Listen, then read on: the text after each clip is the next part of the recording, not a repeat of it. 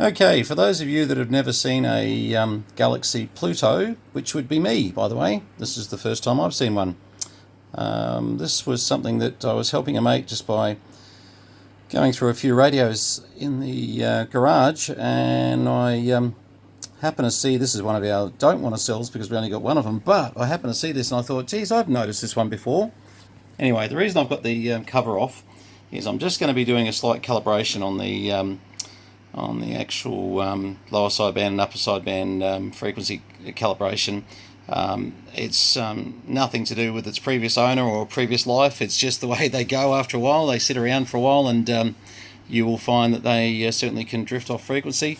I'll probably give you a better demonstration, but this here is just a nice little display that can be turned on and off and finds itself onto frequency. It's a live display, so that's good. And so as you turn your clarifier, you can see it changing frequency. So when it gets up to, say, excuse me, up onto, say, 10 meters, you've got a little bit more flexibility in getting yourself onto frequency, and certainly can bring yourself around onto the zeros, etc., and back and forth.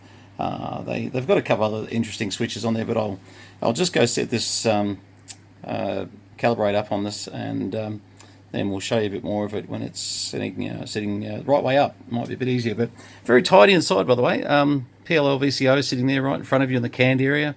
Dual output transmitter, so they've gone with a fairly large heat sink for I'm assuming it's like a 2SC1307 or 2x2SC 1969 output, probably still being driven by a 1306 into the 1307s, or 2SC 2166 into the 2SC 1969s. So quite a few variations how we used to do those. But yeah, look, a very easy layout. It's a very easy board to sort of have a look at, and you can pretty much tell where their transmitter strip, their IF strip, receiver strip is. It's you wouldn't be pulling out the service manual to set this one up. It's very, very easy to see what they're doing. And once we pull that can off here, we'll obviously find that's where the transmit receive calibrates will be. Very interesting. Look, I think these were made in France. I'm just not 100% sure. Pretty sure it's France. But as you can see, this is a very Uniden styled selector that they've used here as a 40 channel selector as such.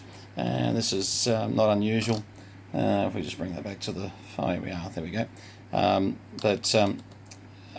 Certainly a very nice radio, on the fact it's just got that extra transmitter output that could be handy if you're working sort of 10 meters. Obviously there's another one that falls into the category of, dare I say it, does all bands. Now there's a lot of these radios out there that do this, and my only suggestion is make sure you've got a license for this part, because that's probably the key to being able to have a bit of a play with one of these. I don't think they're on the radar completely these days. I think it's really got to the stage. Look, I'm not as much into sort of probably listening to 27355 these days as some of the handbands, but the little bit I do hear, look, it's a lot quieter there than it used to be, and I think actually it's probably cleaned itself up a bit, which probably makes a radio inspector's day when they don't have to go worrying about calls for things like that. All right, let's get this thing calibrated. I'll be back with some covers back on, and we'll just show you with some covers on just what it does. Just a quick modification of what I said before. This is the frequency counter board. Sorry, I called it the VCO PLL, and I found out the hard way. Okay, so when we're looking in here, basically lower, upper sideband, those two oscillators, that controls the oscillator there, and that just swings the crystal nicely. So we're able to get that on frequency fairly easily. It was just about, I don't know, 60 hertz off. It was not much in it. So I'm really sort of just trying to get it so that the 12 o'clock position is the 05 position for the 5 kilohertz positioning. But yeah, so anyway, I thought I'd just correct that. It's important that people don't go try to adjust the frequency counter to get their sideband calibration correct. One screw on the side, by the way, just right there, and this box here goes back onto the side. And yeah, it actually it's not a bad design. It's given them the option actually very easily of just taking the oscillator out to this board here, and makes it a live display. Okay, well, nearly finished. Just had a couple of little tweaks I wanted to do on this, but I thought if I don't mention, I'm sure as hell someone's going to come to me and say, listen, I've got a Galaxy Pluto and I followed your instructions and I adjusted the frequency counter 100 different times and it didn't make the calibration work. Well, you'd be right.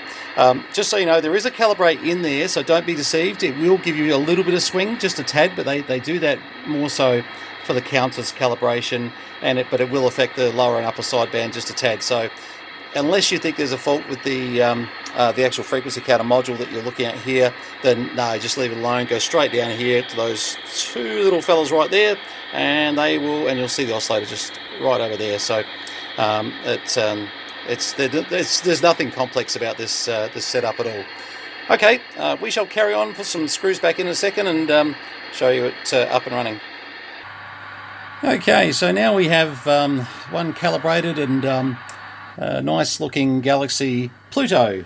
Pluto being the name right under there. Oh geez, you only just see that. Yeah, the lighting in here could be a little better, but yeah, this has come up very nice. Just been doing a few tests on 10 meters, and look, this thing will spread itself right across the bands quite well. It's quite a novel radio.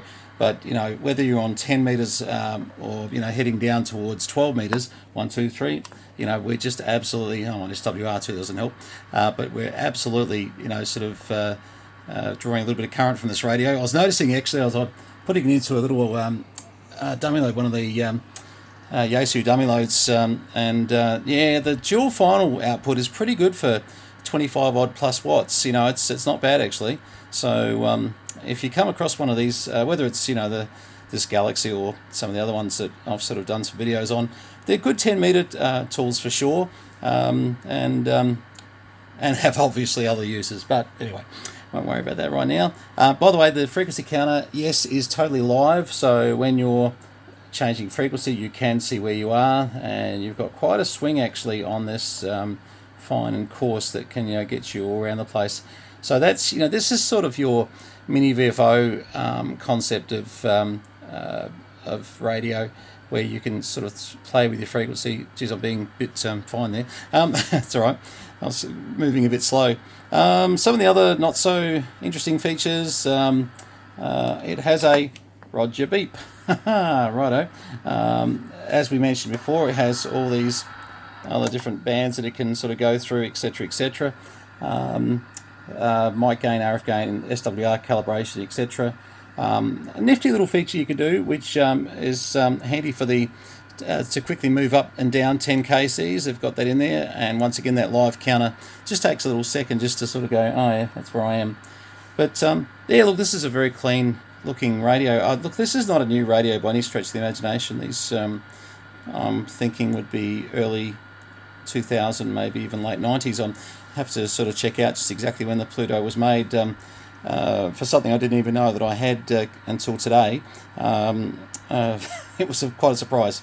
Anyway, that's a little bit of a history of some of the Galaxy bits and pieces. A short look at just where the oscillator is. So we both found out where the frequency counter board is, so that's good. I'm glad we didn't head down that trail for too long. And yeah, so if you come across one of these, I can tell you now, I haven't seen too many, so if you do come across one, I would suggest grab it and chuck it in your pile of collectibles. Who knows, one day it could be worth lots and lots of money.